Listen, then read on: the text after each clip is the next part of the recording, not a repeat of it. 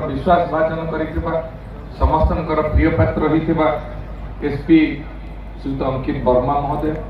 आम सहित उपस्थित अच्छा एडीएम जनरल श्रीयुत ज्योतिशंकर राय महोदय एवं विशेषकर आम समस्त गुरुजन मोर गुरुजन जड़े बुद्धिजीवी एवं ऐतिहासिक भाव में श्रीयुत महेंद्र आचार्य महोदय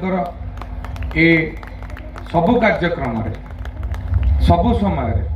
आशीर्वाद रही आसी विशेष भाव में मो प्रति भल पाइबा एवं आशीर्वाद अच्छी मुझे नमस्कार कर मंच एवं मंच सम्मुख उपस्थित ये अंचल बुद्धिजीवी गुरुजन माने सांबादिक भाई भौणी माने एवं माँ माने जो माने उपस्थित अच्छा मो नमस्कार जनाऊँगी ए पड़िया